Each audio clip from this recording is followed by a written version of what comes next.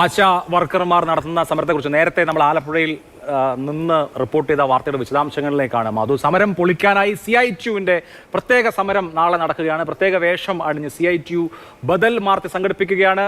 രഘുനാഥ് നാരായണനാണ് വിവരങ്ങളുമായുള്ളത്. രഘു, ഈ സമരം പൊളിക്കുക എന്നുള്ളതാണ് CITUവിൻ്റെ ലക്ഷ്യം എന്നുള്ളത് വ്യക്തമാണ്. എന്താണിപ്പോൾ CITU അംഗങ്ങളായ അല്ലെങ്കിൽ CITUവിനെ പിന്തുണയ്ക്കുന്ന ആശാ വർക്കർമാർക്ക് സംഘടന നൽകിയിരിക്കുന്ന നിർദ്ദേശം?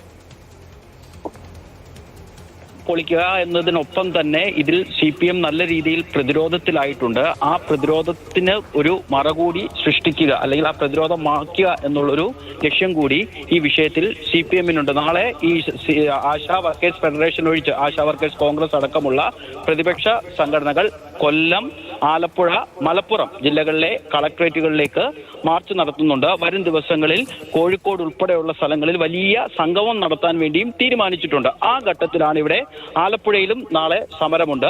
ആ സമരത്തിൽ പങ്കെടുക്കാൻ പാടില്ല എന്ന് ആശാ വർക്കേഴ്സ് ഫെഡറേഷൻ CITUവിന്റെ ഔദ്യോഗിക ഗ്രൂപ്പുകളിൽ ഇതിന്റെ ചുമതലയുള്ള ആളുകൾ വോയിസ് മെസ്സേജുകൾ അടക്കം ഇട്ടത് നമ്മൾ രാവിലെ തന്നെ റിപ്പോർട്ട് ചെയ്തിരുന്നു. ഇതിന് പിന്നാലെയാണ് CPM പെട്ടെന്നൊരു സമരം സംഘടിപ്പിക്കുന്നത്.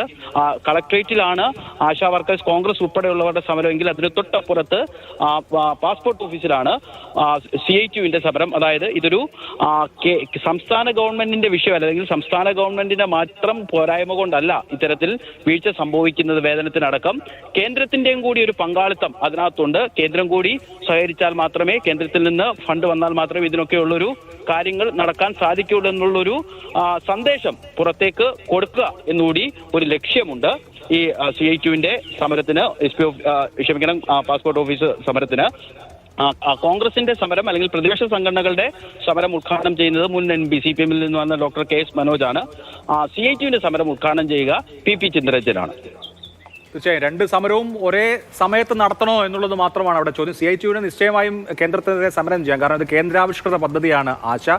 ഈ ഓണറേറിയം യഥാർത്ഥത്തിൽ 2000 രൂപയായിട്ടാണ് കേന്ദ്രം നിശ്ചയിച്ചിരിക്കുന്നത്. അതിൽ കൂടുതൽ കേരളം കൊടുക്കുന്നുണ്ട്. ഈ 2000 എന്നുള്ളത് ഒരു 10,000 എങ്കിലും ആക്കി വർദ്ധിപ്പിക്കുക എന്നുള്ളത് കേന്ദ്രത്തോട് തൊഴിലാളി സംഘടനകൾക്ക് ആവശ്യപ്പെടാൻ സാധിക്കുന്ന ഒരു കാര്യമാണ്. അത് ആവശ്യപ്പെടുകയും വേണം. പക്ഷേ ഒരേ സമയത്ത് സമരം ചെയ്യണോ? ഒരേ സമയത്ത് സമരം ചെയ്ത് മറ്റൊരു സംഘടനയുടെ സമരത്തെ പരാജയപ്പെടുത്തുന്ന വിധത്തിൽ ഒരു ശക്തി പ്രകടനമാക്കി മാറ്റണോ എന്നുള്ളതാണ് അവിടുത്തെ പ്രധാനപ്പെട്ട വിഷയം.